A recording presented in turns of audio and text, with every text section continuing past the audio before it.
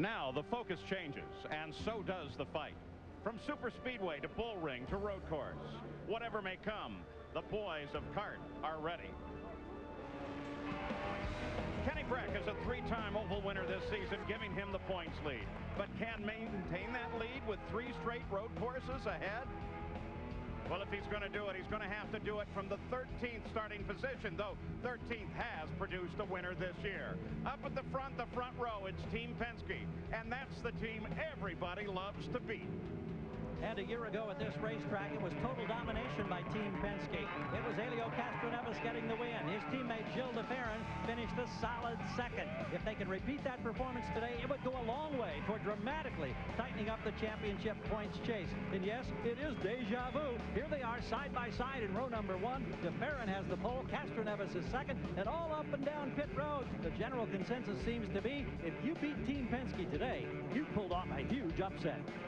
And since his Cleveland win, Dario Franchitti has been CART's hottest driver. It's revitalized his championship hopes. And you consider that today, Kenny Brack, the point leader, is starting in 13th position. Today might be a golden opportunity for Dario Franchitti to capitalize on some championship points. He'd love to win here. He's never done it. The engines are to life. He's about ready to go. He would love to try and capitalize on that championship scenario. 4 races ago, it was a street circuit, followed by a super speedway, a short oval, and today, a permanent road course. Versatility is the key to winning the CART championship. Today, one of the keys to finishing well in the race is physical conditioning. This track is brutal. Mid-Ohio's unique combination of elevation changes and cornerings pound the driver's body. It's equivalent of being on a 2-hour vicious roller coaster ride. If the drivers want to finish at the front, first they're going to have to survive this 2-hour track.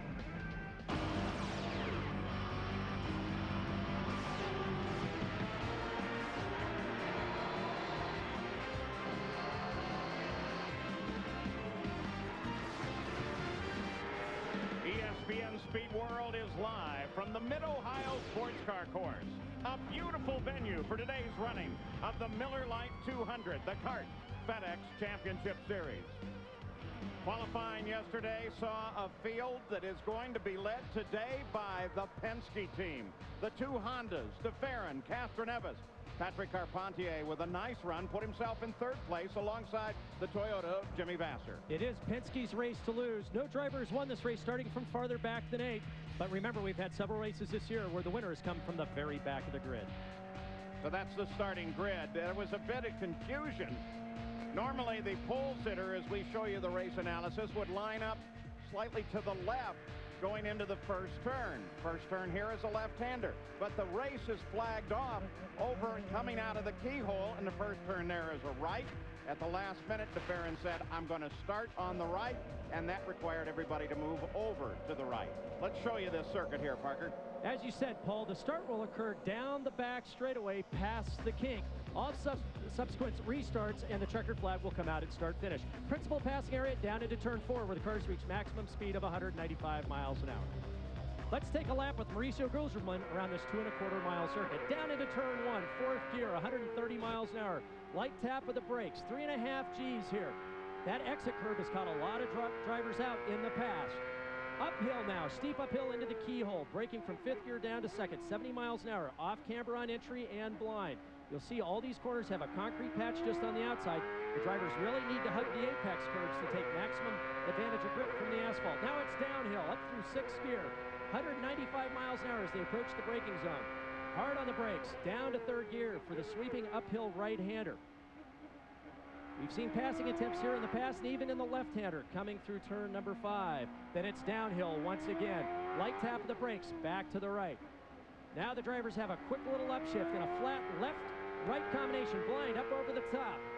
At 140 miles an hour, stab the brakes. Uphill, off camber, cresting blind corner, down into Thunder Alley. Accelerating hard now through 160 miles an hour. Hill comes down the pit straight, moves up toward the keyhole. Look at Paul Tracy's nose. Good sense of humor. They painted it so in case he nudged anybody, no one would know the difference. Here's the straight leading to the flag. And there's the green flag. We're underway in the Miller Lite 200. De Ferran rolls out in front. Jimmy Vasser comes up to contest with Patrick Carpentier. Vasser drops into 3rd. Always very careful about the first lap with these first corners. Great start there by Paul Tracy, moving right in behind his teammate Dario Franchitti. And Franchitti slotted in just behind Carpentier, currently running fourth. Parker, I'm very surprised they went green on that. It seemed to me as though the Penske guys just stood on it, drove away from the field. I didn't expect them to go green, but we got. Well, Gil de Ferran runs out in front, running the first lap and concluding over on the pit straight. Everybody got through nice and clean. Michael Andretti, though, was up there with Pappas, and Zanardi got around him. But you can see Zanardi's dropped back there. There's a big wheel mark on the back of the right side pod there. Now Michael going back past Zanardi. Heading for the keyhole, heavy braking. They're going in side by side. Whoa! And Michael goes off course. Michael's off course, coming back on. Hey, just stay focused. Keep it going. We'll talk to him.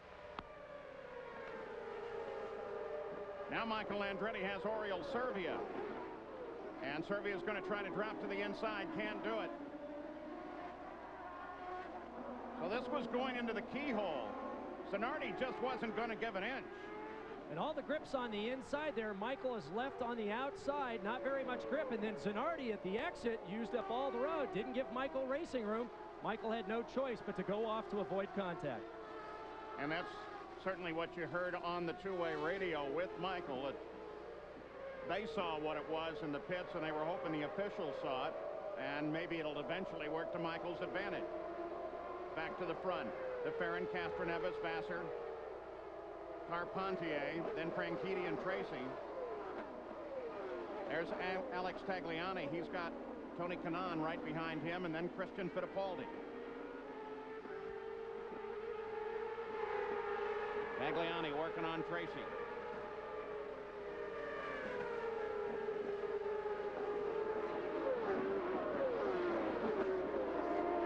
Paul Tracy's never won this race, but he's finished second 4 different times in 92, 94, 95, and 2 years ago in 99. Looking for that first win of the year. And this begins his first of 3 races of probation. One of the reasons that humorous black tire mark painted just in case he rubs up against anyone. It's going to be a little difficult to tell whether he has or not. A lot of trouble at the street race at Toronto for nudging folks. His technical teammate Michael Andretti won that race, started from 13th, and that of course is where Kenny Breck started, and nothing has changed for Breck.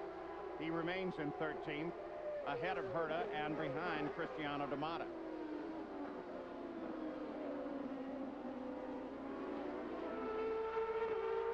Again out of the keyhole, Penske's 1 and 2.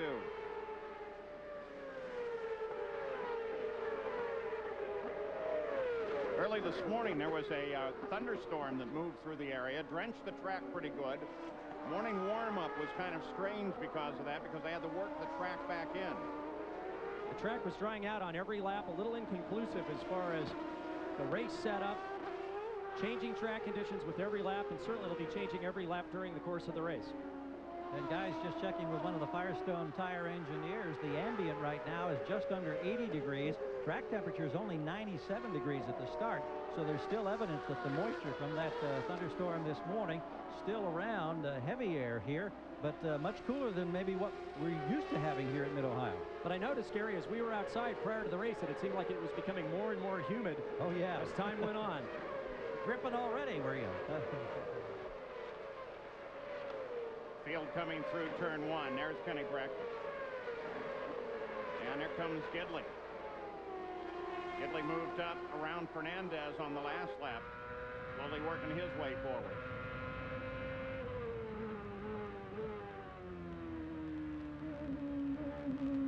This is the start, it's almost the official start now, at least the traditional start of what they call the silly season. That's when drivers who do not have rides and obligations for next year begin to worry about it. Owners begin to make their little offers. It's a game of cat and mouse, a prod here, a question there. but Gidley is one of those that's not on the list of having anything for next year. In fact, the list is getting longer the more we think about it. Either Patrick Driver is said to have anything. Bruno Junqueira, we don't know the status there. The Ray Hall drivers haven't been re-signed for next year. In fact, the list is quite long. And as you said, Paul, this is the weekend when the silly season starts, and I've seen a number of drivers of competing teams coming out of motorhomes that they didn't belong to. So very, very interesting as the rumor mill starts. Shock cover from one of the cars. Now remember, at Chicago, they had a rag on the track. It's off of Oriol Servia's car. And that is they didn't go yellow for that, but I would think this, because that can do a lot of damage to a tire. It sure can. It's just about on line there, coming out of 5 down into 6. They're going to have to be very careful with that. Once the carbon fiber splinters, it'll razor blade a tire very, very quickly. Yeah, but the good news is 2.25 miles around early laps. Course worker could run out there and grab that and get it back. Miller Lite 200, there it is. Honda, Toyota. After 5 of the 83 laps, Gil de Ferran leads off the pole and is red all the way. This is Michael in those early laps. Look ahead, you'll see him, blue and white car on the right. And this was just moments ago. Michael Andretti, suddenly a plume of vapor at the back of the car. He immediately pulled off, and it looks like another motor for Michael. He's had a number of mechanical problems this year, motor related. We have no idea what happened at the beginning of the race yet, and that open fracas, but I'm sure we'll find out as soon as he makes it back to the pits. Jan Beekes. I asked that question of Kim Green, who of course makes the calls for Michael Andretti, and he confirmed, at least at this time, it appears as though that was an engine, but they don't have enough data to confirm that.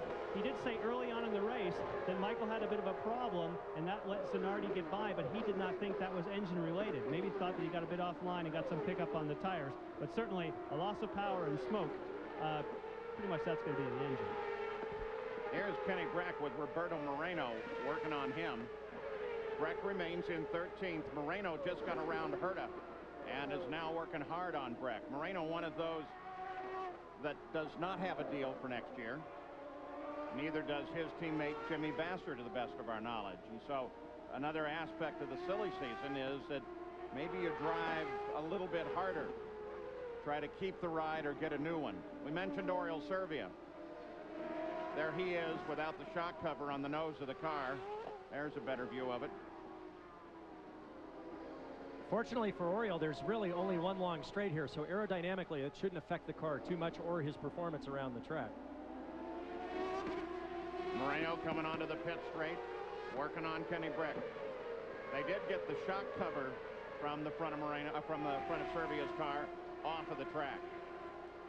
Moreno here obviously has the faster car. If he's able to shadow Kenny, you can see Kenny checking his mirror there all the way into that straight. Moreno just looking for a place to pass him. He's got to get right up behind him at the exit of this corner, draft Kenny down this straightaway, and then pop out under braking for turn 4.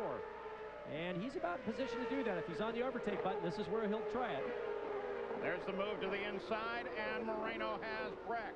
Brack tries to come back in. Now what you have to be able to do, and Moreno does it very well, is protect the next left-hander. And look at the line that's coming up behind Kenny Brack now. Dario Franchitti had a quick off and on in a battle with Carpentier. Coming out of the first corner, you can see Carpentier get off, and Dario follows him off. But makes a pass in the grass at the exit. We don't know if there was something put down on the track, or Dario just got so target-focused on Carpentier that he just went in there a little deep as well. We can see Paul Tracy up on the curb. And you've got to be really careful because the car will high center. We've seen in the past Zanardi do some pretty serious aerobatics out there, and other drivers have the car crank back across the track and make heavy contact with the barrier coming off that corner on the driver's left. Carpentier indicated to his team that it was a rough ride and they think the tires are okay. So he maintains now 5th position, losing that 1 spot to Franchitti. All that passing you see on Gidley is because he just had a quick off course as well. And a lot of guys got by him as he came back to speed. So that you have to conclude then that there was just something on the course. Oh! Let's just go over on the dirt here, go along Zanardi. Boy, Zanardi is looking racy today. Gidley with a great move there. If he would have held more of a middle track line, which is a normal line, Zanardi would have had a shot right back at him in the left-hander, but instead Gidley pushed him wide enough to keep him on the racetrack, but off the racing line. That was a very heads-up move. There it is as they were going down into 4. So Gidley pops out under the draft, says, okay, I've got you. Most of the wheels on the asphalt. Now, what Gidley had to do was take enough speed in here to make the pass, but now keep Zanardi offline and wide enough so that he couldn't attack going back into the left-hander. Same pass, this time looking down. Cross over the start line. Gidley comes to the inside. Touches off the grass. Boy, Zanardi didn't give him anything there. Well, he gave him a car width and an inch. That's all he's supposed to give him, if anything. Update on Zanardi now. Yeah, you've seen his aggressive style, Paul, and his final instruction as he was getting in the car today via radio from Morris Nunn, let's see some Zanardi magic. So he's driving aggressively. The response, by the way, was it's going to be tough for where we're starting today, but he's trying his best. On the other hand, though, this is one of his more favorite courses. Zanardi really loves Mid-Ohio. You can see Gidley going by Pappas there. I was going to say earlier, we must have had a track condition problem in one. We had so many drivers go off, including Gidley, knocked him back, but now he's picking those positions right back up again as he comes up behind Fernandez and Brian Herta. Still Gil DeFerrin is the leader, followed by his teammate Castroneves, and then Jimmy Vasser. Franchitti now in 4th. You saw the confrontation and the pass on the grass with Franchitti over Carpentier. There's an even better view looking up toward the keyhole. It's steep uphill here. Very, very good braking, over 3.5 Gs on the way in, but then this corner crest goes off camber and downhill. Very, very tricky. The car turns in well, gets light in the front, understeers, and then goes to big oversteer at the exit. But this is where it's really cool. Coming down this long downhill stretch, feels like you've got an extra 100 horsepower on the downhill run. Right here, the last lap is where Gidley went at Zanardi. Now he's trying to catch up to Adrian Fernandez. That'd be 16th position. But that's one proven to be a little harder. Back to the front. There's second place Helio Castroneves as he chases Gil DeFerrin. Penske's qualified 1 and 2. They're racing 1 and 2.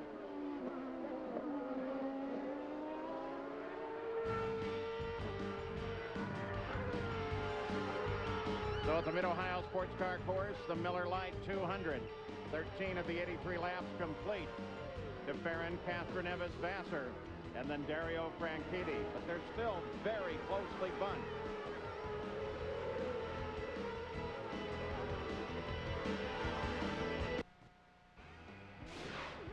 Our first Toyota Spotlight takes a look at Michael Andretti, who's led the most laps of any driver here on the Mid-Ohio Sports Car Course, but he might be convinced it doesn't like him very much. Remember in '98 when he flipped upside down, turn 4, the gravel pit? Same crash, different view. It was a frightening crash. And then today, well, it was only a few laps and Michael Andretti was out of competition. Well, there's your leader. Gil DeFerrin is the leader. He's the pole sitter, has led from the green flag through 15 laps now. And while we were away, Nemo Gidley just suddenly really fired up. He's been driving very hard throughout this race. First, he attacked Brian Herta.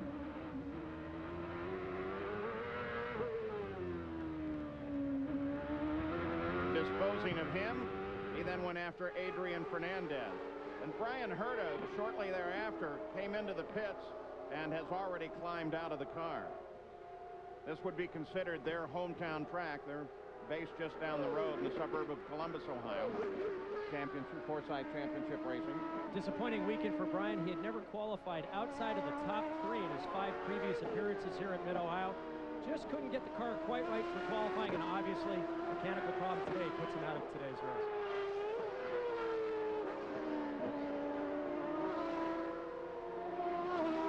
Gary Gerould mentioned the temperatures and, more importantly, the humidity. Perhaps the good news is it appears that we're going to have a steady cloud cover over the track, which is drastically different than it was yesterday. Sunshine was down on this track the entire day yesterday, and now the surface appears to be a little cooler, a little better grip. Here's Mauricio Guzman.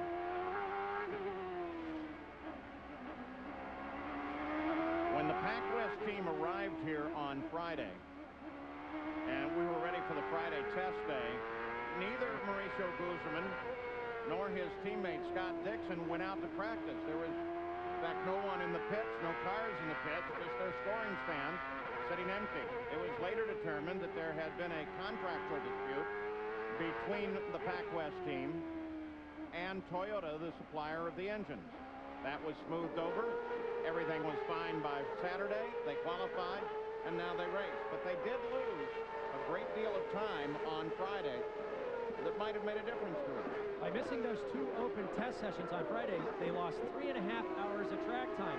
In years past, that may not have been such a big problem, but this year there's a ban of in-season testing with the exception of the rookies. Unfortunately, this driver, Scott Dixon, he's raced here before in Indy Lights, but he was also able to test here just before the Detroit race, and so he did have some track time. He did a credible job placing this car 12th, but missing a full day of practice, that's just huge, as competitive as this field is. Michael Andretti and Brian Herta both out in the early going. Right now, Herta is with Jan Vigas. And Brian, we saw them changing some electronics on the car. What put you out? Yeah, something, I'm not sure exactly yet. They're going to have to take it back and look at it, but something mechanical went wrong on the car and just stopped us. I mean, it's happened more often than not this year. It's very frustrating, but it's racing, I guess. With the rain today, how are the track conditions? Yeah, it's a little slippery from the rain, but you know, not too bad at all. I mean, it's going to keep getting better for these guys as the rubber goes down. So, you know, as long as it stays dry, it should end up pretty grippy by the end. All right, thanks. Sorry you're out early. Sorry you're out early. Thank you. All right, thanks. Watching Jimmy Vasser now, currently running third.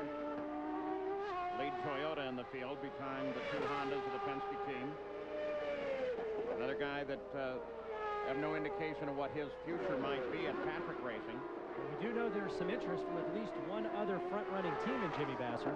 His option apparently is up at the end of this month, and we'll see what games are played in that particular negotiation. Now the course workers here are reporting that they're keeping an extra eye on Shinji Nakano. He may be having a problem, the nature of it not reported yet. Of course, once again, that we're back to a large natural terrain road course like the Big Streak Circuit.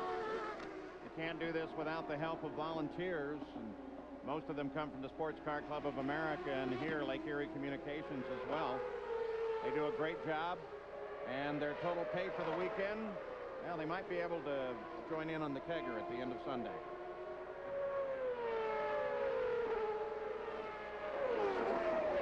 You look down now from the Honda Helicam. Gidley, Fernandez.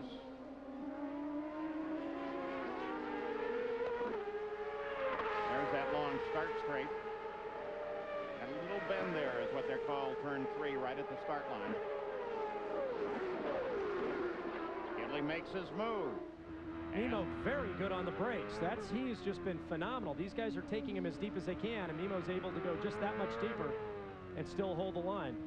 And so now he lines up, getting ready to work on Kenny Breck. Michael Andretti, you saw him out earlier. Yes, Paul, and we assume, Michael, that was engine when we saw the smoke from the back of the car?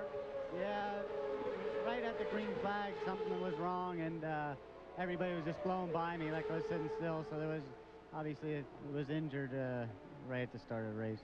How frustrating for you? Things were starting to turn around. Now you've got a run of mechanical difficulties. Is that tough to get fired up?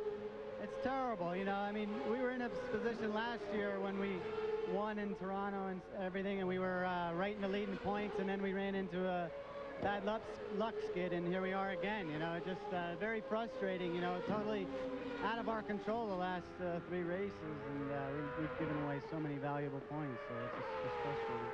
All right, we wish you well in Elkhart Lake. Thanks. Thanks. That's Michael's 5th DNF of the year. All of them have been mechanical. Gidley is the show of the day, now working Kenny Breck.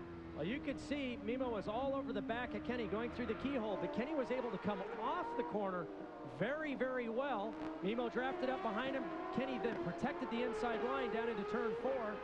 And Mimo just didn't quite have enough draft and braking ability to make up a couple of car lengths, but you can see he's just hounding him. Once he gets clear of Kenny, Mimo will take off. He's got to set this pass up way over in turn 2, though, so that he can get it done going down into turn number 4.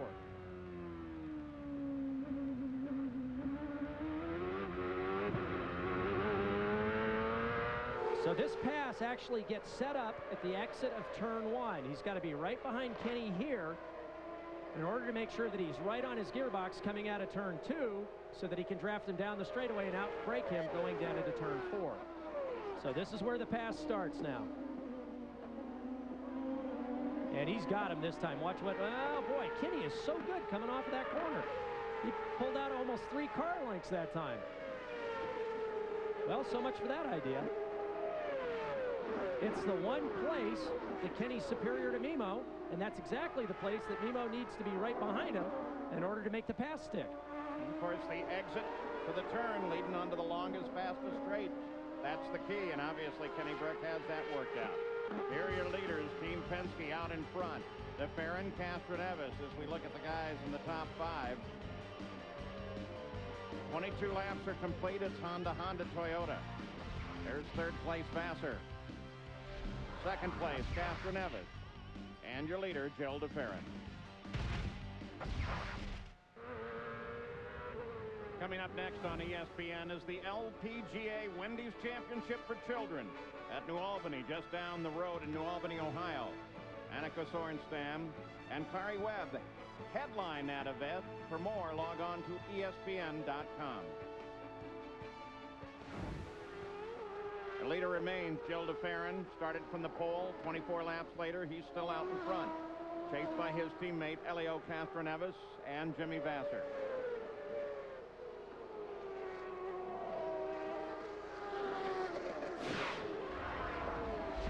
Our second Toyota Spotlight takes a look at the brake systems on these cars and how much dust tends to pour out of them. Watch the brake dust as they pull the wheels off on the ground here. You'll see that today in the pit stops as well. You can see it pouring out of the wheels.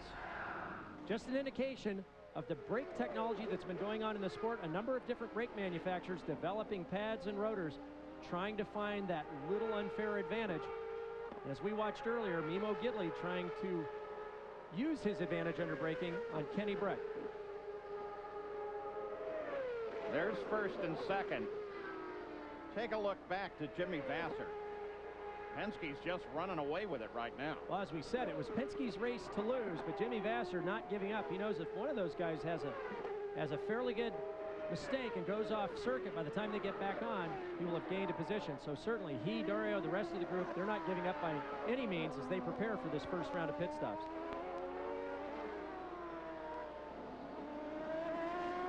Jimmy Vassar, 8.2 seconds behind the lead, Jan Vikas.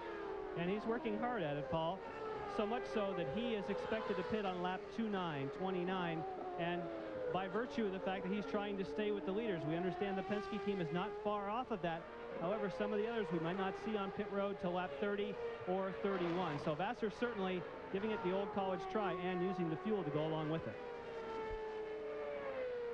What'll be important to these teams is the actual pit stop interval, not the wheel stop to wheel start in the pits, but the net effect, lap in and lap out on the pit stop, and whether that is a 55-second or a 35-second overall effect. Telling Vassar pit 3 laps from now, exactly what Jan Vika suggested. And those in and out laps are absolutely crucial. That's where the team managers really push the drivers to make that in lap the best lap of the race, and then the out lap on full tanks and cold tires just as hard as you possibly can drive, because you can make up huge amounts of time if you're right on the ragged edge on the way in and the way out. Kenny Brack holding up this whole group of cars now. This group has been slowly fading back from Cristiano D'Amato, Roberto Moreno, and Scott Dixon. They're nearly now 14 seconds back from this group. Dixon just had a quick off and on. And that's exactly where Carpentier and Franchitti had their little pass earlier, coming off the final corner on the pit straight, heading for turn 1.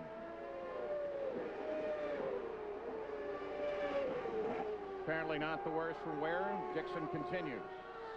27 laps. Complete, working number 28.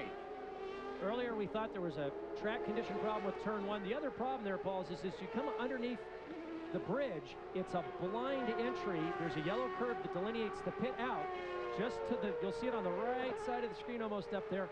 and the drivers can't see that apex curve until after they've committed to the corner. And if you miss that by just a few inches at 130 miles an hour, it puts you off on that very steep exit curve and then out onto the grass. So it's a very, very difficult corner to time and to judge.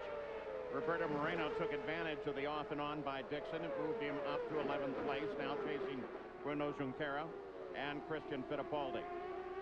And now the leaders, for the first time, are beginning to close on traffic. Just ahead of Gil de Ferran is Oriol Servia, then Max Wilson. And Jimmy Vasser now has been able, over the last 4 laps, to close up the gap on de Ferran and Castroneves by 0.7 of a second.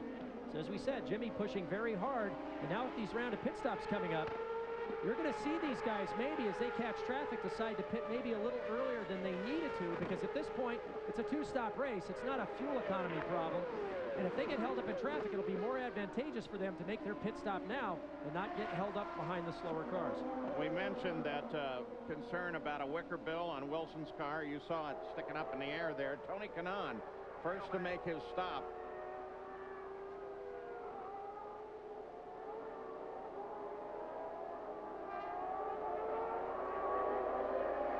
And Scott Dixon in.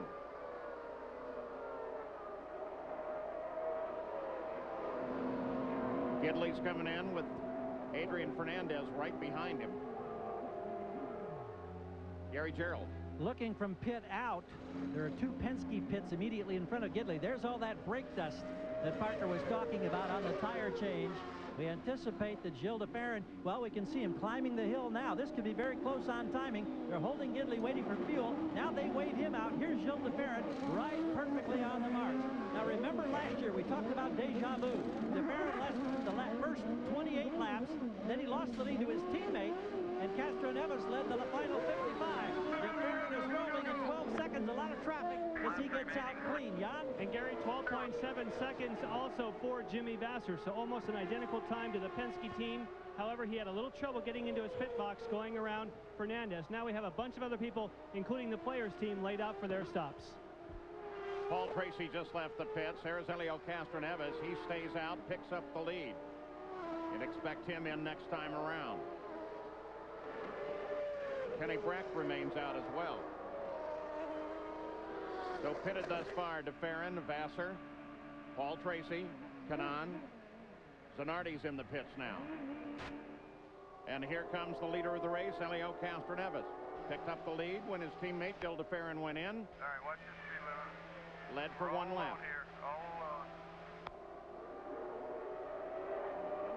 Zanardi is away, back to Gary Gerould. From our angle was awful close as Castroneves glided in and Zanardi sped out. A service now for Castroneves, the defending race champion.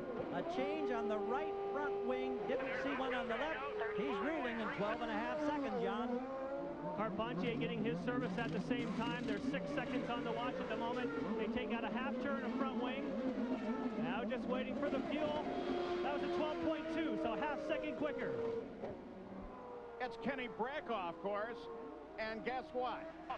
It's not just Brack. It's also Max Pappas, the Rahal team. And there's some pretty serious damage to the left front on Max Pappas's car. So the teammates that got together at Michigan. No. What are you thinking? I'm thinking a spear job. And both cars are out with that impact. And here's the additional bad news. Bobby Rahal is at the track this weekend. Championship points leader taken out. That was for position, but still. Franchitti, second place, comes in. Good timing for Dario Franchitti, not just for the pit stop, for championship. We talked about Kenny Brack. We know he's not going to get any points now. And, wow, 11.6. And I don't know if you saw that. They added a whole bunch of front wing. Big additions for front wing for Franchitti. We saw the left front wing being added to Castroneves' car, the change, the taking out of wing on Carpentier's car. Surprise, but that's just an indication of how much this track is changing after that overnight rain and all the race rubber had been washed away. Slightly better service for Helio Castroneves. Better run in and out. Castroneves maintained the lead after his stop. You can see his teammate, Eric DeFerrin, trying to close up on him along with Fernandez. And they go full course yellow. Course yellow. This full course yellow is because of the position of Kenny Breck off course.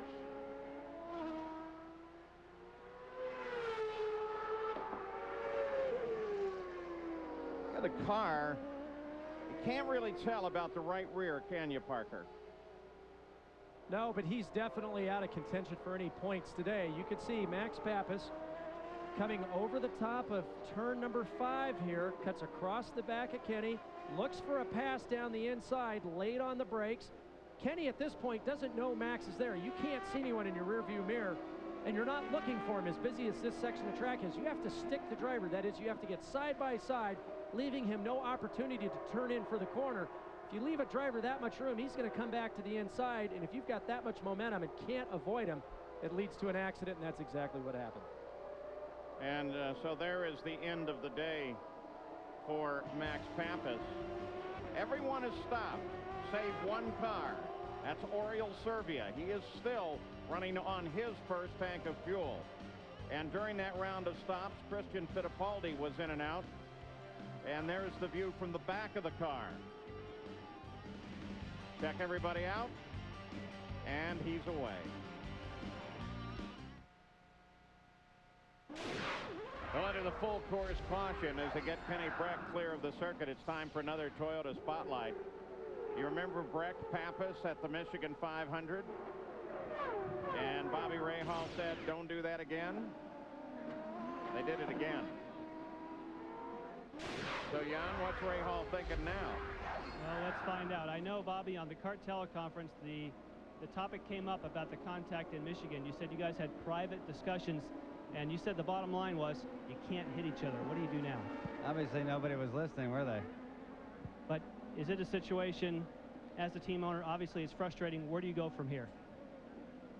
Well, I think we have to, certainly, I think everybody will have their reason, but it looked to me like there was no room for a pass there, and particularly when those were the in-laps for both of them to come into their pit stops. But it's this kind of silly, ridiculous mistakes that keep you from winning championships, and I don't blame Kenny at all in this case. Is there any action that you're thinking about taking now? I don't know, Jan, it's too early to tell. It just happened, didn't it? All right, thank you, Bobby. And the green flag comes out. Boy, it makes it worse that it was on their in-lap. Ouch. Oh, I wonder if Buddy Rice is watching. Rahal has an option on Buddy Rice. Oh, ouch. Whoa! Max Wilson tried to punch somebody, and Vassar gets in trouble. Whoa, he's done and he knows it. Something broke in the steering. Jimmy immediately took it back off the course. He was running third very strongly. The only possible competition to the Penske teammates in case they had made an error. Jimmy had driven just a great practice qualifying session and race. Man, this place has a history of just strange incidents, particularly because people are trying to drive for their careers and their contracts, and they do things above and beyond what they would normally do. And in that case, I think Jimmy just got caught out. Well, here it is again. See Jimmy holding his line. The one that's moving around in the front. Oh, it was Jourdain.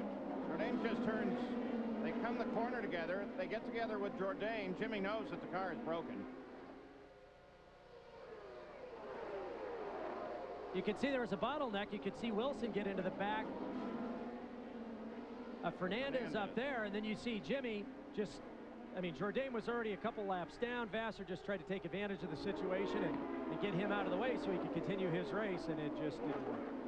And it has not been the best weekend for Jourdain either. He's had a number of off-course excursions. And from our understanding, Jourdain, yet another driver that is looking for opportunities next year. Fortunately, Michigan was a great weekend for him because there were rumors of his mid-season replacement.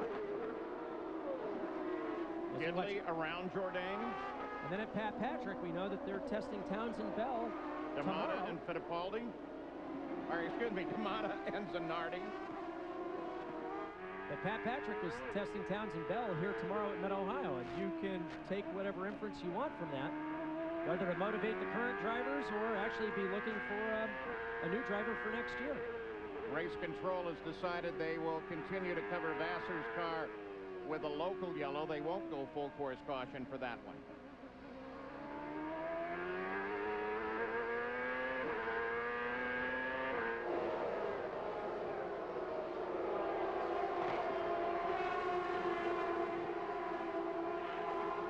Gidley and Zanardi back there arguing for 13th, and Gidley goes off course big time. I don't think I've ever seen anybody off course there. Oh, I have. Oh, well, other than you. No, I didn't mean me.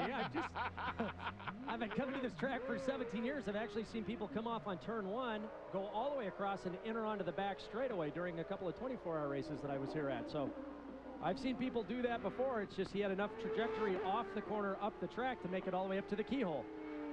Roberto Moreno, look at this. And that's Tagliani. He's got a problem. Maybe a problem that he's already corrected. But again, it created quite a bottleneck.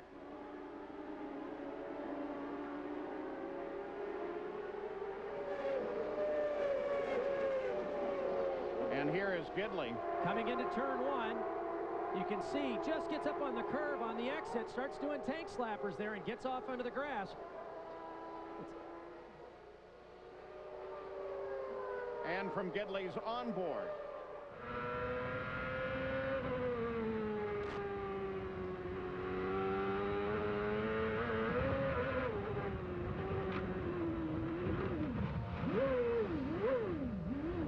Just keeps it running. He's got the brakes locked, gets it stopped. I don't think I've seen a driver that busy in the cockpit since maybe Montoya. Wow.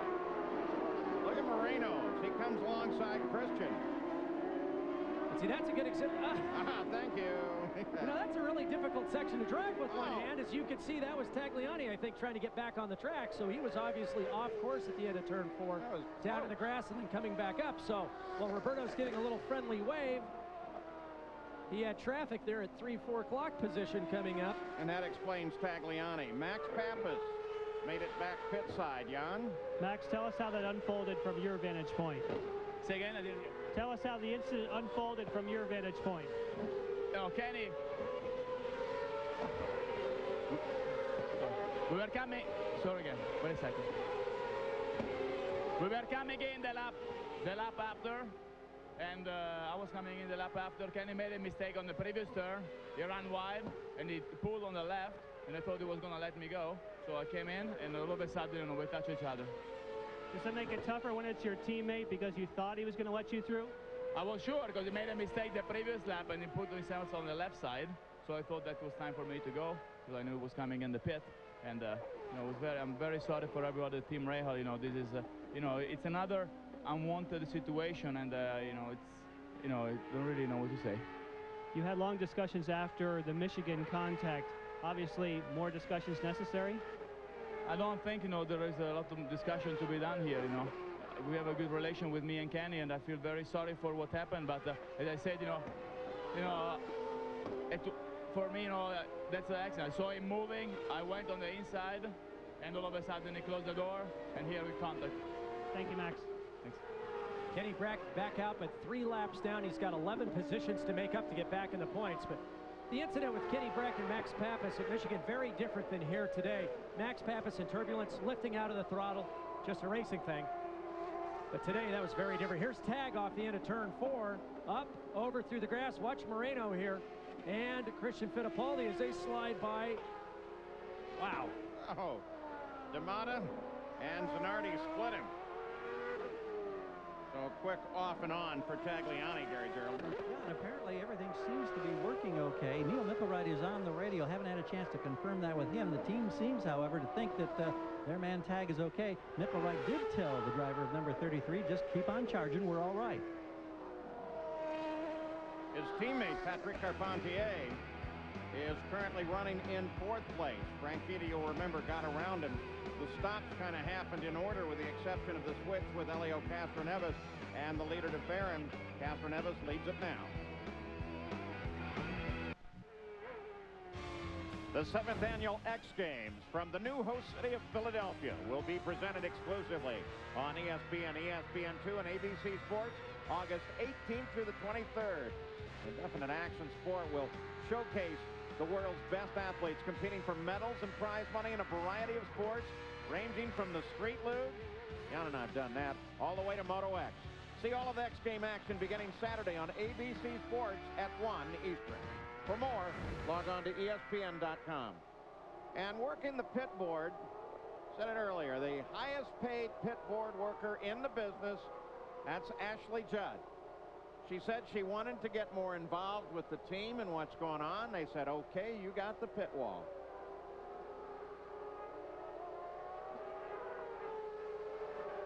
Dario gets the board, acknowledges the signal, and 5 other drivers check it out. Don't you think that would be a massive distraction every time you went down the pit lane? Yeah, it certainly would be for me. It is every other time she goes by. Gary Gerould. Jimmy Vasser started this day trying to protect the top 10 spot in the point standings. Doesn't look like that'll happen. How tough was this incident, Jimmy? Well, we haven't got hardly any points since Japan. I seem like I keep having these interviews with you, Gary, while the race still goes on, but you know, the Patrick team had his good car today, and they've done a good job all weekend, and I reckon we were first in class, but you know, lap cars in between us, you got to get through them, and you know, it was my understanding that they, you know, that they're going to, you know, from the drivers meeting and everything, that they're supposed to yield to, you know, to the cars that are on the lead lap and racing for the lead, and I haven't seen the video. I mean, I felt like I was up on the inside of Jourdain, and then he came down on me, I guess, but you know, I have to see the video really before I pass judgment, but it's just unfortunate again. We had a good car. You mentioned first in class. Is there anybody out there that's capable of beating the Penske cars today? No. There you have it, boys. Pretty definitive answer. You know, Jimmy is usually a pretty good diplomat about things, as witness his answer relative to Michel Jourdain, but that's pretty absolute in regard to the Penske cars.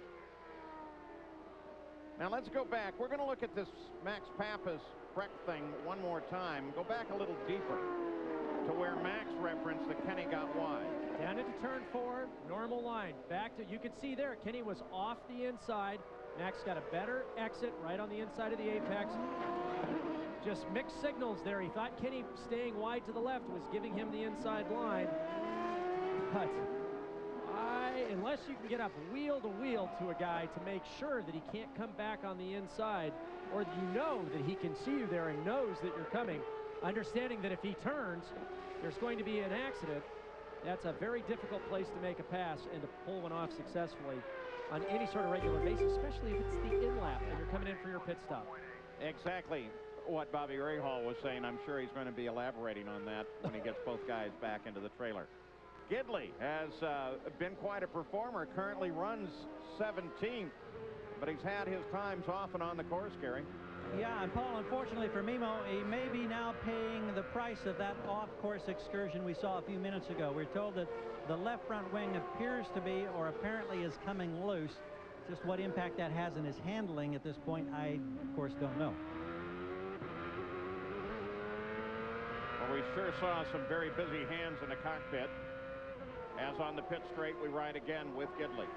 These cars are so sensitive to the smallest changes, and yet guys can take wild rides off course and through just pure determination be able to get the cars back into position. You can see it's missing, it looks like it's missing the outboard skirt on the left front wing. These cars are actually very, very fragile. And when you're doing 140 miles an hour bounding through the grass, you can't help but damage a lot of the aerodynamic devices that are bolted to these cars. There you can see that it's torn off the left front end skirt wing plate there. We get a good shot of it here. I'll help you out identifying There's that. a good one. Well, that's the good one on the right side there as he comes back at us. Right here, you can see down at the bottom, it's missing the horizontal skirt. Helps funnel air to the outside of the tire, also redirects air to the under tray. So if anything, he's going to be picking up some understeer with that piece missing. Requires a slight difference in driving style, a little bit more brake into the corner to help load the nose a little bit longer. And that is not how Mimo drives. He drives on throttle, on turn-in. Gidley has been one of the better stories this year. coming from a series of one-off rides to getting this offer from Chip Ganassi. So for Castroneves, he's driven 9 of the 15 fastest laps in this race. DeFerrin, interestingly enough, has the other 6.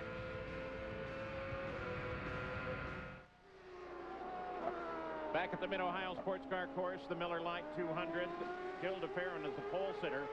He led right up to the first pit stop. His teammate running in second place, and then Helio Castroneves got out of the pits ahead of DeFerrin, time-wise in terms of the spot, and now has the lead of the race over Gil DeFerrin. We take a look at the recap of the race for you. The 2-leader changes noted there, and Oriol Servia with the best move of the day thus far. Some interesting outs. Perhaps the most notable is not an out, but an off course by Kenny Breck. He is back on course after colliding with his teammate, Max Pappas. Pappas' car was not repairable. They were able to get Breck started, but he's 3 laps behind the lead. The race record here at 110.7 miles an hour, held by Al Unser Jr., and today's average right now is at 111.58 miles an hour, so we may be running on a record pace.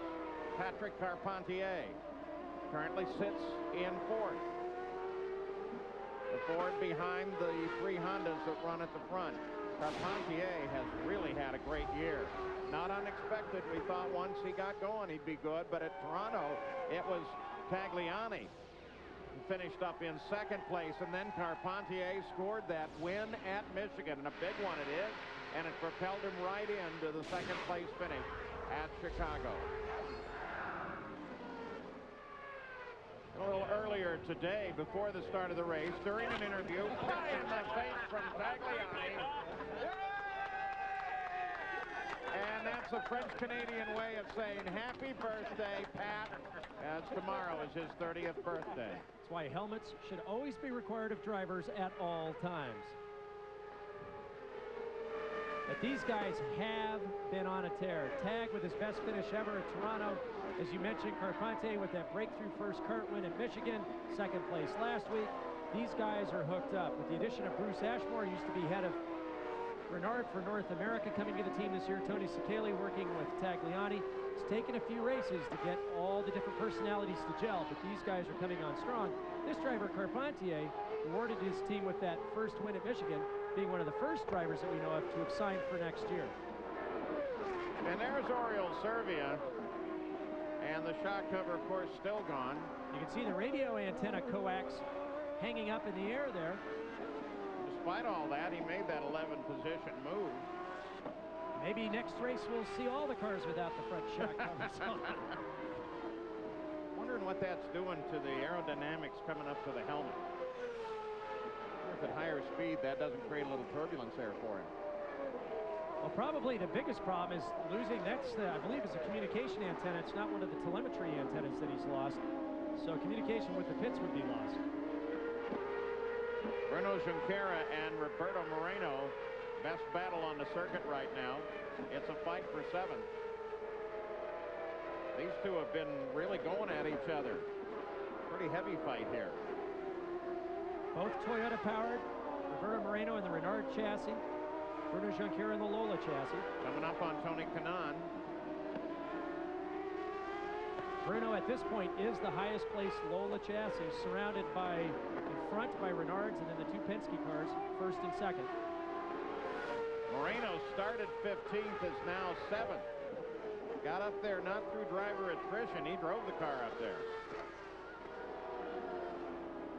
Paul, I can't help but wonder from the pits. We were just talking with a disappointed Jimmy Vasser. You and Parker were talking about how the silly season starts always at Mid-Ohio. And with Patrick having a test with Townsend Bell of the Indy Lights Series tomorrow, maybe a message has been delivered to Roberto Moreno. Maybe the inspiration is paying off for that team today. Mid-Ohio can be very inspiring, Gary. Looking down from the Honda Helicam, it inspires a lot of guys who don't have a contract. Whoa! Adrian Fernandez, big air. Boy, that is right. You remember we showed you.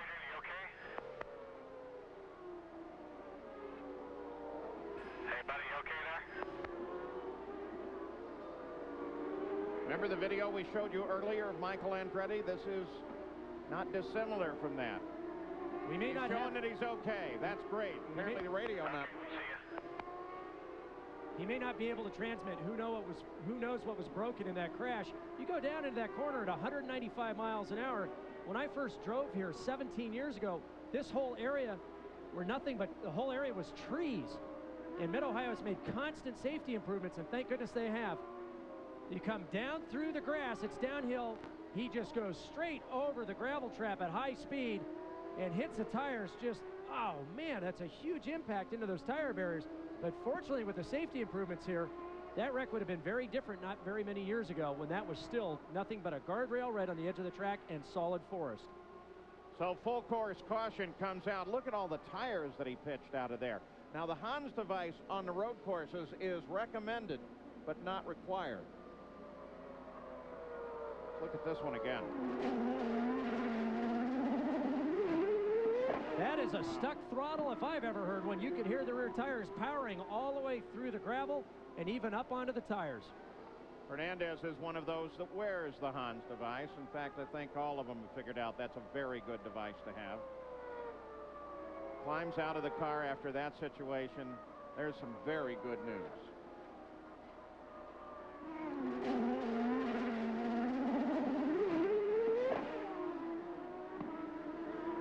Wow. And I can tell you, that's not a driver who missed the wrong pedal or got his foot stuck. You can be sure he had his feet tucked back as he knew he was going in. Throttle just stuck wide open. They do have software that's supposed to prevent that from happening. The cars know where they are on the track, and given a certain amount of time past the braking point, will release the throttle. But apparently, something mechanically jammed and caused that accident. So with the full course caution, the field gathered up by the pace car, the pits are closed. They will have to go another lap before, if anyone wants to stop, they do. Back at the Miller Lite 200, Paul Page with Parker Johnstone, Jan Beekes and Gary Gerould pit side. We expect them to pit shortly, but this is the reason we're under full course caution. Stuck throttle launches the car through the gravel trap up over the tires. Adrian nursing that right wrist a little bit. Apparently didn't get his hands off the wheel. That's the wrist that he broke at Detroit a couple of years ago. And so the cars now, almost the entire field heads for the pits. Jan Beekes. And of course, the first one to come to a stop will be Dario Franchitti while Penske gets service on the other end. They're not expecting to make any changes here. While we watch Dario, let's go to Gary. Gary? Well, Castroneves got in first, but he's in the pit box behind DeFerrin. A battle of the Penske teams in the pits. Revs going up, fueling complete. Castroneves digs away. Here comes Gilles on the move, but Castroneves beats him. And Carpentier is right there, followed by Franchitti, Tracy, Kanaan. So Castroneves hangs on to it and continues the lead on the fight out of the pits over Gilles DeFerrin. Carpentier slots him third. Then the Team Green cars. So the full course caution brings most of the field in. Again, Oriol Servia stays out, so does Max Wilson.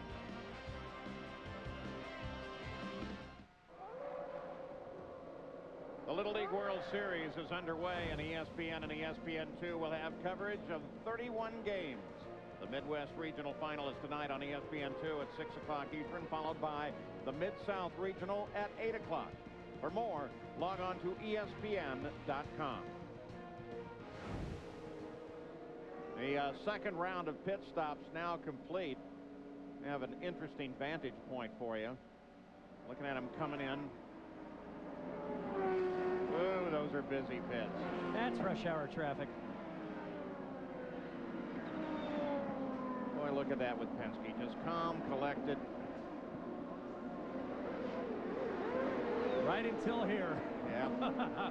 Then it's the mad dash out. Castroneves rolls first, then DeFerrin, then Carpentier.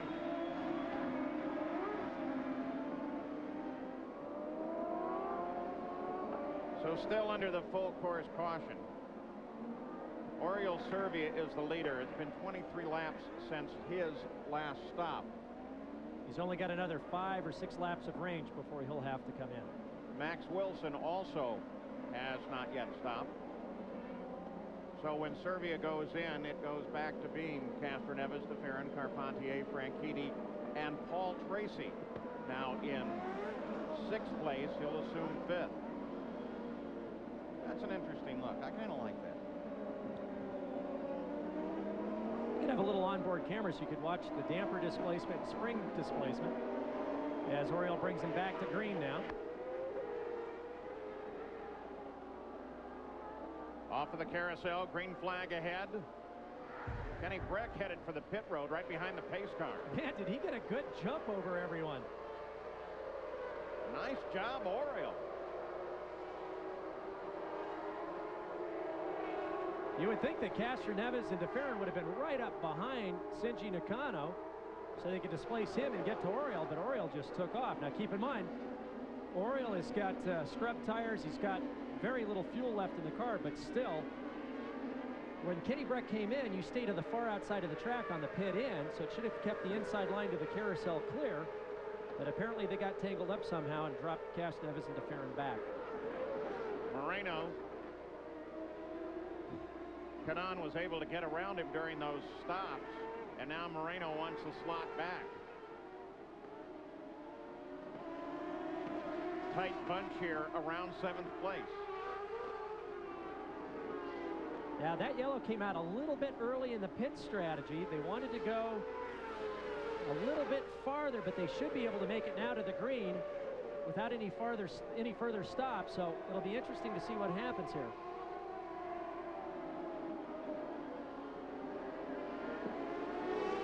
And Scott Dixon now runs 17th, and Jan, during his stop, you say he had a problem? Yeah, Paul, that's why he lost so many positions. They had a fuel nozzle related problem. They couldn't get the fuel in the car. They had to pull the car back, pull the nozzle in and out. Finally, they got it fueled. But when that happens under yellow, when everyone's pitting, obviously the result for him was he lost a tremendous amount of time and spots. Whoa! Well, Junqueira just comes off of the keyhole, gets back on the course. Nice little bit of flat track driving there. Moreno still working on Tony Kanaan down in 4. Jan mentioned that fuel probe. I had the chance the other day to work with Jimmy Vassar's fueler, Michael Guger, at Pat Patrick Racing. That fuel probe head alone weighs 17 pounds. Then you attach the hose and put 5 gallons of fuel in it to lead the fuel in. That thing weighs over 50 pounds. It's very bulky, very cumbersome. The guys on the team let me have a couple of tries. It's darn near impossible to do, and that's in the calm of the paddock area. I have no idea how these guys do it with such precision in the pit lane. It's a very difficult device to manage under the best of circumstances. Here's Servia. Take a look back. There's Shinji. There's Castroneves and DeFerrin. It's fuel load primarily, Paul. That and the fact that Oriole Servia has had a difficult weekend, but he's a very, very talented driver. And he's going to bask in the glory while he can before he comes in for his pit stop in the next couple laps. Also, the Penske's can control the pace at this point. They can go fast where they need to, hold people up a little bit where it's not necessary. You can see Moreno having a look on Tony Kanaan as they know that Servia is going to come in, and then they'll be right back in first and second position again. And when you talk about the how tough physically this track is to drive, almost regardless of temperature, they were afraid at the beginning of the week that they were going to be in temperatures up in the 90s. Fortunately, it didn't work out that way, but it's still a very physical course, and Servia is probably one of the most fit drivers of a group that are all incredibly fit. I got to work with Oriole the first time that he drove on his first oval at Homestead a few years back with Dorcott Racing and Indy Lights, and he was in pretty good condition. And over the last few years, he is now in outstanding physical condition. He trains very, very hard. He's very dedicated to the sport. And this track, Mid-Ohio, is the one track that motivates all drivers during their winter training programs. Remember, years ago, it could be 20 degrees outside. I really didn't want to go run at 6 o'clock in the morning, but I thought about the heat and humidity of Mid-Ohio and what a pounding my body was going to take, and that's what kept me involved in 3, 4, 5 hours a day of training all through the winter and then during the course of the season leading up to this race. And what do you do on the off weekend? Well, you saw Cristiano D'Amata. Part of staying in shape, he just goes and wins a triathlon. You know, that's something to do. Well, I talked to Tagliani, and he said prior to this weekend having a weekend off, he spent 4 days in Las Vegas in 110-degree heat all day long in his 125 twin shifter kart in preparation for Mid-Ohio. So the guys take this track very seriously because they are beat up by the time the checkered flag comes out. So 60 of the laps complete, 23 to go. Serbia will have to stop sometime. Guzman runs back in 16th. And when Serbia stops, Castroneves, DeFerrin, Carpentier, Franchitti will all move forward. The Love Bug is another real classic, and this one is fun for the whole family. Herbie is the Volkswagen Beetle with a mind of its own, who came along with his driver, tries to become a race champion. It's a real classic, and it's only on the ESPN Classic. Well, he wouldn't be feeling the love here today, I don't think, Paul. Well, at the Mid-Ohio Sports Car Course, the Miller Lite 200. Helio Castroneves is somewhere fairly quickly here going to assume the lead of the race. Serbia would be hoping for something that would keep him out and alive, but he sooner or later is going to have to head for the pits. When he does so, then the order becomes Castroneves, DeFerrin, Carpentier, and Franchitti.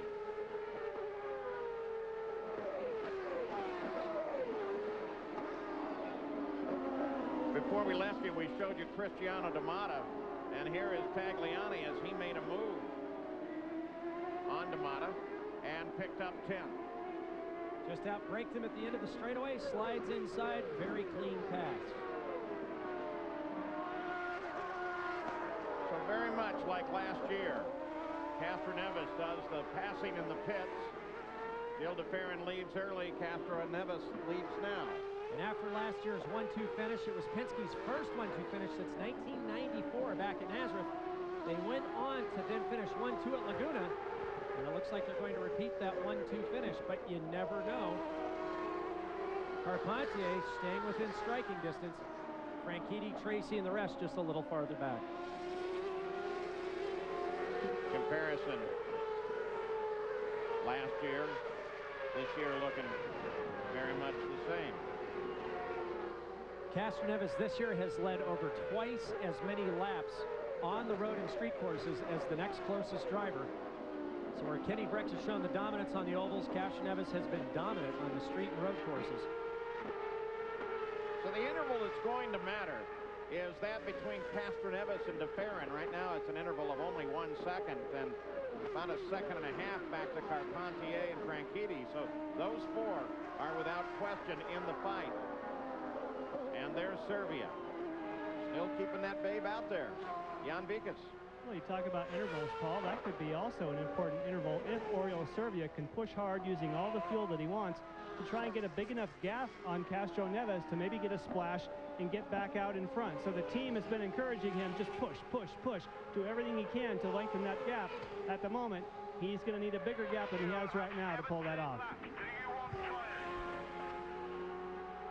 He's just about at 10 seconds now in front of Castroneves. He's going to have to pull that out to at least 25 to 30 seconds to make that happen.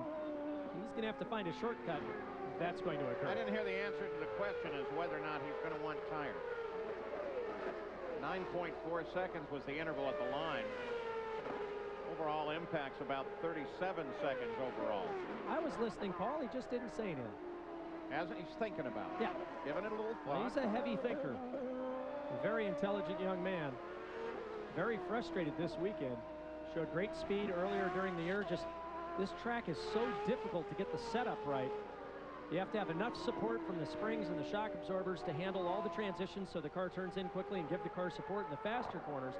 But if you do that, then over all these rises, it launches the car in the air. So the car then has to be compliant enough to allow the wheels to droop and follow the road surface. Do that too much and the car's too sloppy, too soft, and doesn't have a lot of grip on the higher speed course. So you're back in the field. That's Dixon closing up on Gidley. This fight is for 14th. A little better view of the elevation changes here at Mid-Ohio. TV tends to flatten everything out. There's over 320 feet of total elevation change. Here it goes downhill onto a plateau, then downhill again onto the pit straight, and then it comes back uphill. So the drivers, it's just not a matter of left, right, left combinations. It's also uphill and downhill. and you actually get almost negative G's or at least 0 G's coming over the top of some of these. So you would, if you weren't belted down, you would float up in the seat. You see Dixon looking around the outside. That's not going to work. Just trying to get a better line for the exit on Bruno. Trying to maximize his Renard's advantage over the Lola of Bruno Junqueira. On Gidley. Excuse me, on Gidley. Sorry about it. Thanks, Paul. You're welcome. Got to get at least a couple misidentifications in every broadcast just to For keep the mail coming in. For Oriol Servia, this is only the 3rd race that he has ever led. Now he relinquishes that lead. Led at Michigan last year and this year. He's going to take on 20 gallons of tyres, nice and steady. Okay, reset fuel. Keep your revs up. Nice and steady, wait. Go, go, go, go, go, go, go, go. Watch his feet, watch his feet. So a time stop because they were able to go so much farther. They didn't have to take a full fuel load. It'll be interesting to see where he blends back out. I can tell you it's not going to be good, guys, because he just went by us at pit exit, and a ton of cars have already gone through here. Yeah, Gidley and Dixon went by. Looks like it's going to come out 15th, 16th, or 17th. The front of the field is pretty closely packed. In fact, it's 12 seconds that separates the first 10 cars on the track right now. Castroneves, of course, picks up the lead, and everybody comes forward. So Castroneves is back in front with Oriol Servia's pit stop. Now the Penske team's going to have to fight one another. Well, there was a standing room only crowd Friday night for Kara's Taste of Kart. 400 people took advantage of the opportunity to eat in all the different hospitality areas, meet with the drivers, and it all went for Kara Charities. $28,000. Helio Castroneves is the leader. DeFerrin is second.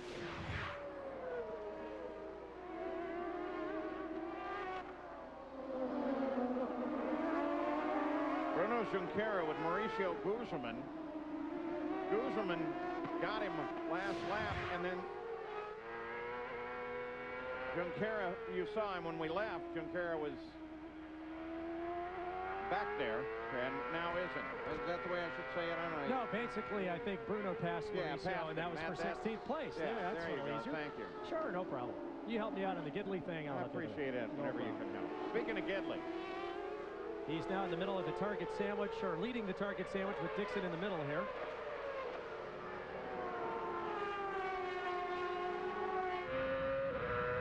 Dixon's got a good run now on Gidley coming up to the keyhole. I'll look outside, inside now. Forget it. yeah, Bruno. you better be looking in the mirrors because Bruno's right there. Yeah, see, this is the exit that's so important at this corner. Gidley nailed it. Dixon trying to distract Gidley on the entry. Didn't nail it. That gave Bruno an opportunity to get right up on his gearbox. See if he pulls out and looks here. Nope. Well, you remember in that very corner, the incident involving Adrian Fernandez. Well, he's okay and ready to talk to us.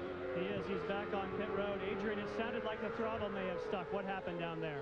It was a major brake failure. When I went to brake there, the pedal went all the way to the floor.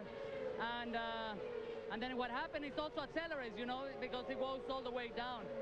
So I had no, I mean, I didn't have any warning before about that. And I tell you, it was scary because it was a long time that I couldn't do anything. So I had the hands device, and the only thing I did, because I knew that it was going to be a head impact, I put my head forward, and you know, it was as a soft impact. I mean, they did a good job with the tires. Now, when your foot went down, obviously it must have caught the throttle because we could hear the engine racing. Could you not get your foot off the pedal? Well, what happened is I was trying to pump it out, but it couldn't. And so, you know, your instinct is you want to brake. And the brake, when it goes so low, it hits the throttle also, you know, the cable of the throttle. So I was accelerating with the brake pedal at the same time because it was so low. So it was one of those situations that you're trying to slow down and you just basically can't do anything. And it's a shame because firstly we broke the clutch in one of the pit stops, but at that time I had the second or third fastest lap. My car was running really well, but it's one of those things we just have to keep fighting back, and the good thing is we were running strong, and I'm okay, and I'm ready for the next one. Oh, we're glad you're okay. Thanks. You're going to ask me about that, aren't you? No. Okay. So go ahead. No. Can I ask you about it, partner? Yeah. Please explain that. Well, what happens, guys, is that you have the brake adjuster cable that goes from the cockpit down that you can adjust the brake bias. That sometimes runs in front of the throttle. So therefore, if the brakes went to the floor, you could have what they call the brake balance tube, and the actual adjustment of that, he was saying he thought got to the throttle pedal. Obviously, they're going to take that car apart and find out for sure. Oh, yeah. As soon as you can get a printout of the telemetry data, Jan, you could bring it up here, and I'd like to have a look at it. That's very interesting. Gil de Ferran now just kind of waiting station on Helio Castroneves. The interval stretched out a little bit to 2.2 seconds. Castroneves, de Ferran, Carpentier, 1 through 3.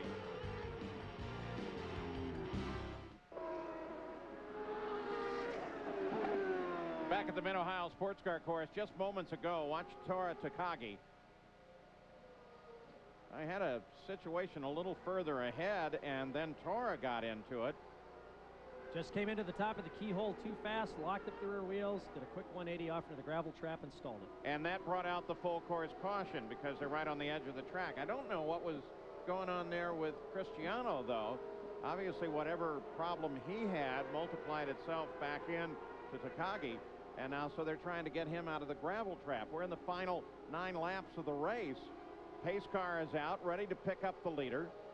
And we're under the full course caution. So that makes up the few seconds that de Ferran had fallen behind Castroneves, so it wasn't appreciable. It showed last pass of the line at 3.1 seconds, and it will bunch everybody up in what will now become a sprint to the finish in the Miller Lite 200. We got a break. We want to introduce you to some of the owners. Pat Patrick, there's Jerry Forsythe. Bobby Rahal, his 2 cars get together today. Morris Nuns had a good weekend. This guy's had the best. Well, there's the Newman Haas fans. Currently, their drivers sit 9th and 11th. Fittipaldi 9th, D'Amata 11th. Full course caution. Here are your current standings. Field all bunched up, and next time around, we should see the green flag. Here's one of the favorite viewing areas up above 4, 5, and 6. And a moment ago, Tora Takagi, Terry Trammell's trying to get him out of the way. Tora's having nothing of it, and that was why. It'd be pretty embarrassing to get wiped out by your own car. Maybe it's just the car's way of getting even. Coming up the hill now. I can't even begin to touch that. Okay, you're going to do the play-by-play for a while, Parker, because I'm wiped out. Come up the hill, the carousel, and then they'll start to accelerate there. Pretty critical restart. There goes Helio. Goodbye. 7 laps to go, and he said, I'll be restarting now. Yeah, I'm going to... Hope he doesn't catch the pace car. Oh, I think he mistimed that by a little bit. Totally mistimed that one. Now, I meant to do that. Pace car clears the course there on the left. Now he goes. Green flag is out. Can't wait to hear the story on that one.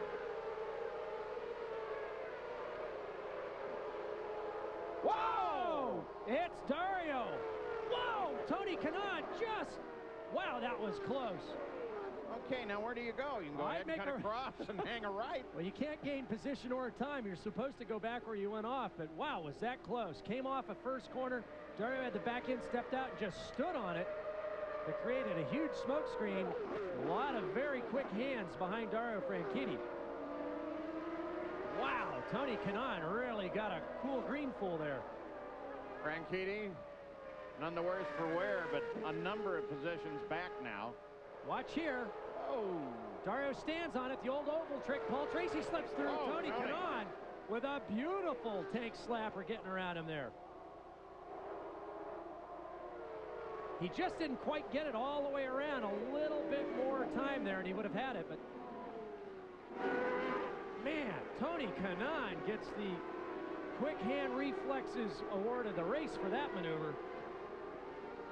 And Ashley doesn't have to get her board ready nearly as early as she would have thought. What sign would you put on there for that lap? Still looking.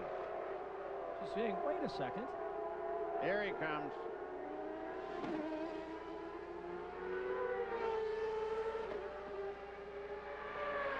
And that is not going to help position in the championship. Well, Breck had his problem. It brought Franchitti back out in 17th. He was third in the championship. Brought him out to 17th position.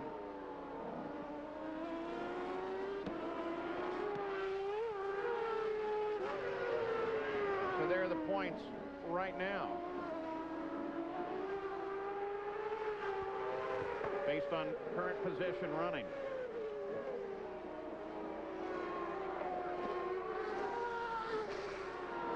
So 6 to go. DeFerrin closed a bit and then has fallen back last cross of the line 1.1 second. And in fact, he falls a little further behind as he crosses the last time. And here was Dario's moment as they came back to the green flag just off of turn 1.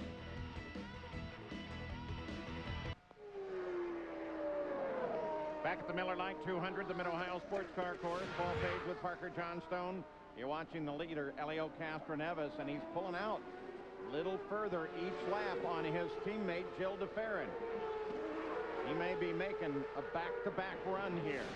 Closing laps. A little less than 3 to go now. Here's Patrick Carpentier, currently running third. In the first 9 races, he scored 15 points. Last 3, he scored 50. And he has waited so long. He was so fast in Formula Atlantic. He showed great promise coming to kart. And when he had great drives, things didn't go well for him.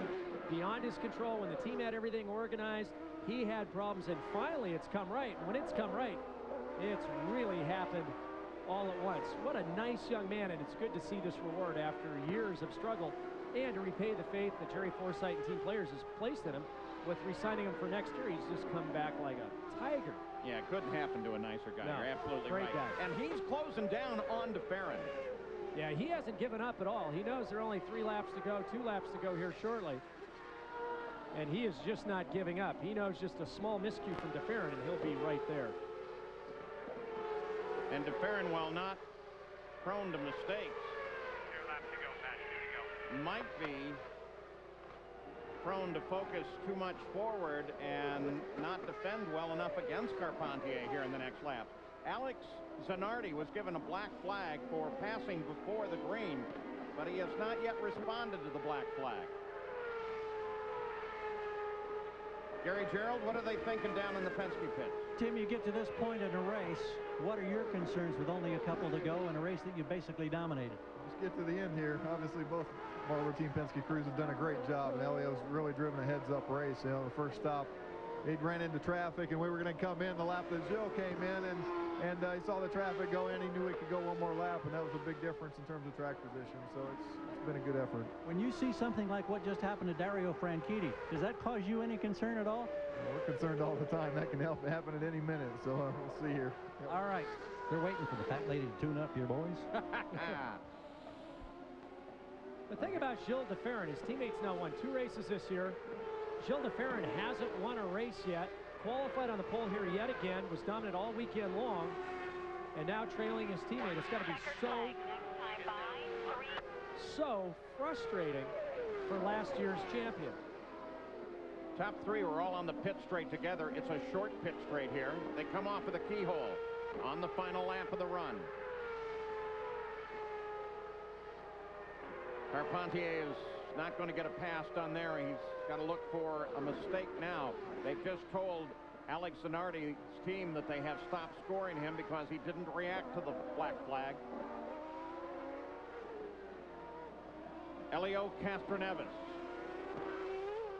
Indy 500 champion, one of the more likable guys in the sport.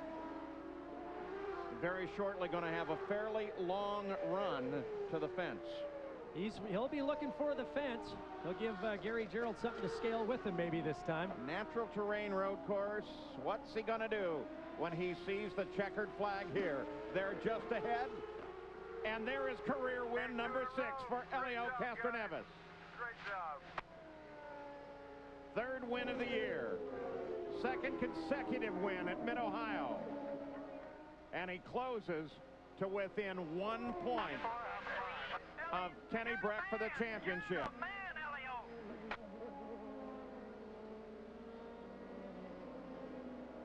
And a man that does know how to celebrate. Hey, buddy, you got to pull all the way up here, just across from our pit. Getting the instructions on where he will celebrate his victory. Jan Beekes?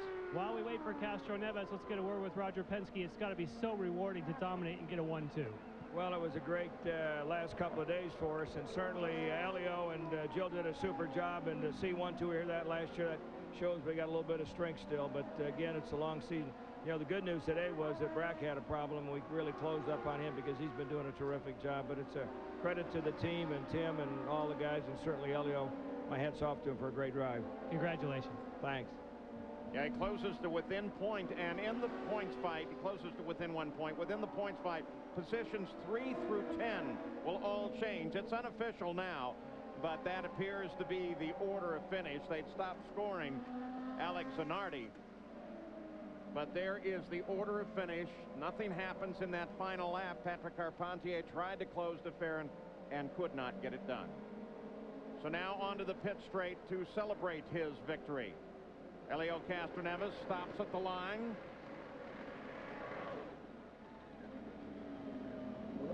Jill de Ferran pulls up and nails the throttle, then moves on. Fences over to your right, Elio. To your right, right over here. Yeah, baby. He had a great line to the Winston Cup guys in Indianapolis. His line was, "Stay off of my fence."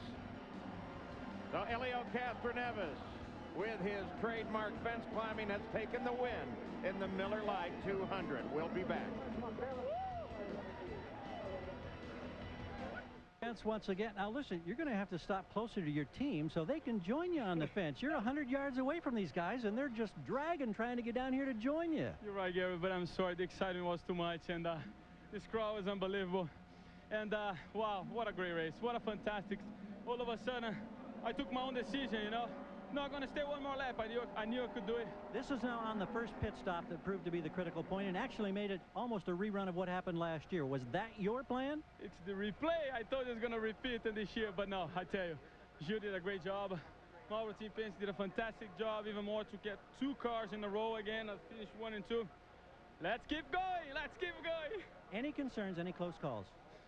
Just last yellow, because I was kind of with a 5-second lead, and all of a sudden everybody packing up again. But no concern. Woo! No concern. He savors it, Jan. And with a very disappointed Kenny Brack. Kenny, I know you desperately wanted to score some points here this weekend. Tell us about the incident with you and your teammate Max Papis. I don't know what happened. I didn't see him at all. I had a knock on the rear wheel or whatever, and spun around. That was it. I never even saw him.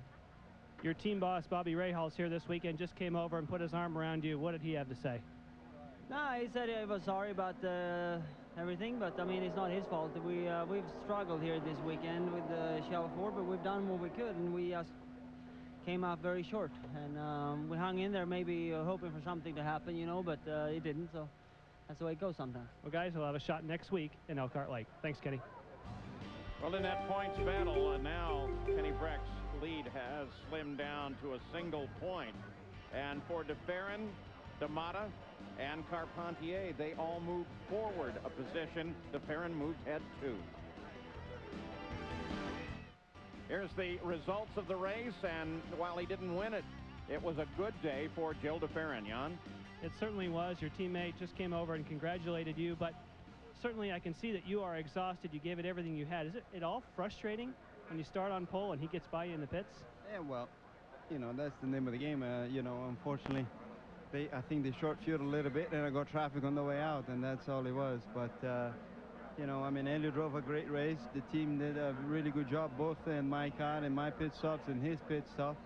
It's just the way the chips fell today, but, you know, I can't go nuts, you know. I mean, second place, a good place. He you know, shot us up in the championship, and it was a good weekend. And those two positions in the championship are key. Paul? Gil de Ferran finishes second place behind Helio Castroneves. Of course, all the coverage on Everything Motorsport on RPM tonight. Complete wrap of all of the action. Our final Toyota Spotlight, we want to look back at this day in the Miller Lite 200.